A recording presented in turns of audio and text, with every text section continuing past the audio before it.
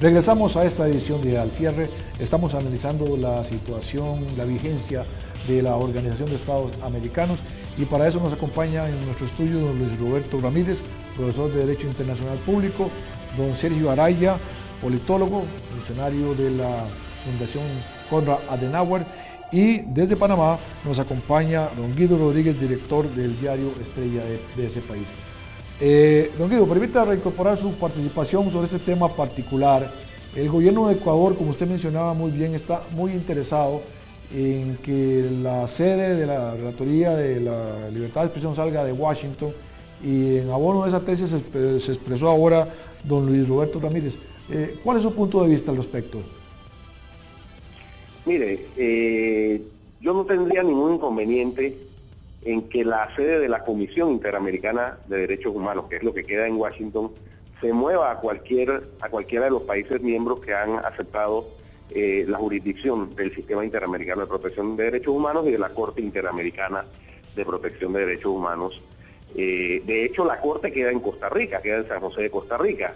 Pero yo tengo una manera muy particular de pensar sobre eso, porque en Panamá hemos tenido la situación que cuando se ha ido a la Comisión Interamericana de Derechos Humanos a plantear algún caso o algunos casos que tienen que ver con administración de justicia, que tienen que ver con acoso judicial a los medios de comunicación social y a los periodistas, que tienen que ver con violaciones flagrantes de derechos fundamentales de los ciudadanos, se trata de crear una matriz de opinión por aquellos, por supuesto, miembros del gobierno o de los gobiernos de turno que parecieran no entienden cómo es el sistema interamericano de derechos humanos y cómo funciona. Y el argumento que es manido y es al que acuden es el de decir que es que los trapos sucios se lavan en casa. Yo tengo una manera particular de pensar, porque yo creo que la Corte Interamericana de Derechos Humanos y la Comisión Interamericana de Derechos Humanos y el Sistema Interamericano de Protección de Derechos Humanos, donde queda que esté, es nuestra casa. Nosotros somos parte de ese sistema. Quede en Washington, quede en la Patagonia, quede en México, quede en Panamá, quede en San José de Costa Rica, quede en cualquier parte. Esa es nuestra casa, ese es uno de los cuartos de nuestra casa.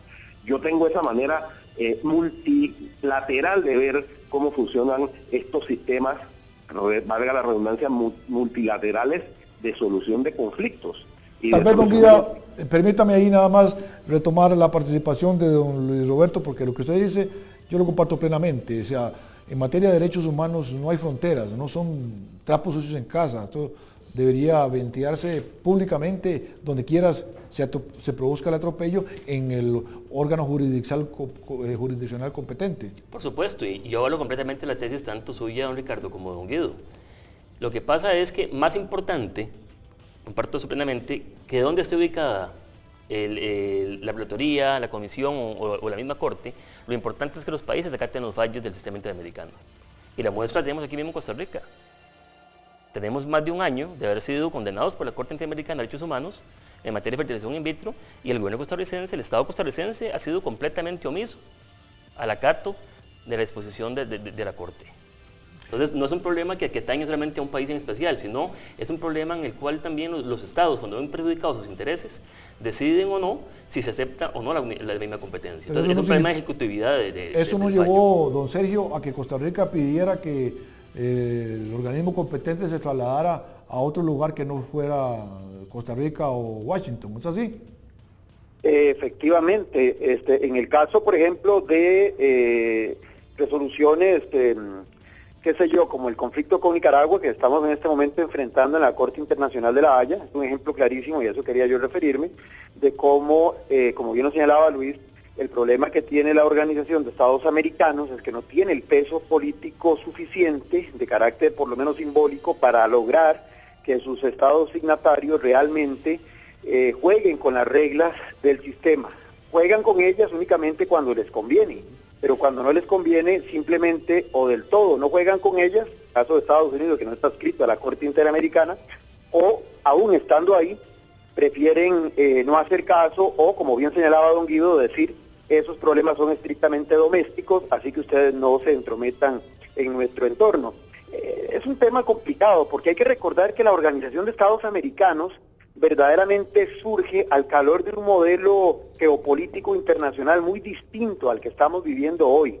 En realidad, si ustedes se remontan inclusive a los antecedentes de la OEA, que como bien dije, la OEA como tal se crea en el 48, pero esto data de finales del siglo XIX, era una concepción panamericanista. Correcto. Que tenía una intencionalidad muy clara de quien la estaba propugnando, que era de alguna forma articular el continente en función de su visión de mundo, en función de su proyecto político, un poco retomando aquel famoso esquema de Woodrow Wilson de América para los americanos.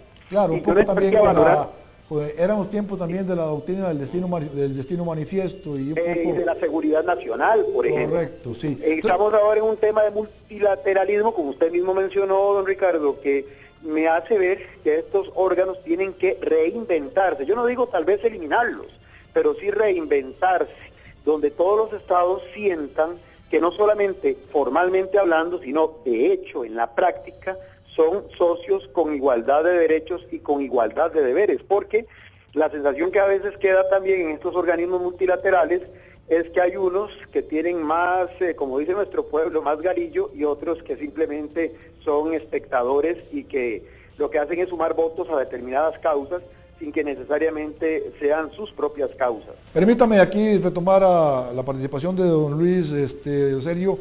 Tengo un minuto, dígame usted, don Luis, ¿hay necesidad de reacomodar la OEA, de refundarla, o es suficiente lo que existe, o estos organismos como el CELAC y la UNASUR la van a sustituir?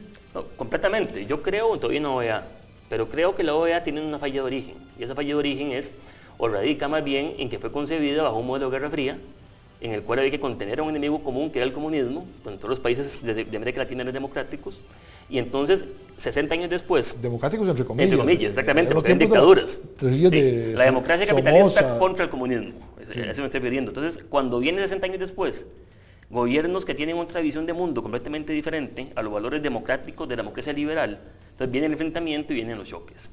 Entonces, si la OEA no se reinventa y sus instrumentos jurídicos son modernizados y reformados a la época actual, creo que alternativas como la CELAC, UNASUR y otras más que puedan sobresalir van a ser la opción para que esos países que discrepan de la democracia liberal capitalista tiendan a unificarse en procesos de desarrollo entre ellos. Reinventar la OEA, don Guido, ¿habrá posibilidad de reinventar la OEA en otra cosa que no sea lo que es ahora? Hombre, yo creo que se necesita siempre en estos tiempos actuales en que todo cambia a unas velocidades vertiginosas, reinventarse constantemente, y yo creo que la OEA, por supuesto, que tiene esa necesidad. Yo diría que tiene que seguir sirviendo de nicho del sistema interamericano de protección de derechos humanos, porque destaco que para eso sí que ha servido, independientemente de la mora en algunos de los estados que resultan condenados en atender las condenas y las reparaciones que van inmersas en esas condenas a las víctimas de violaciones a derechos humanos, terminan cumpliéndola los estados, porque recordemos que los estados son dirigidos por gobiernos que suelen ser temporales, ahora menos que antes en algunos países, porque ahí en boga esto de la permanencia en el poder ad infinitum, así es, pero los gobiernos que en donde hay alternancia del poder suelen resarcir, así sea tardíamente, y acatar los fallos de la Corte. De manera pues que yo creo que sí, la OEA como mecanismo de integración política, si se quiere, o de discusión para resolver algún tipo de conflicto de carácter político interno, permítame interrumpirlo, don Guido, vamos a ir a una pausa y cuando regresemos vamos a ver si es posible, de qué manera reinventar eso que se llama la OEA.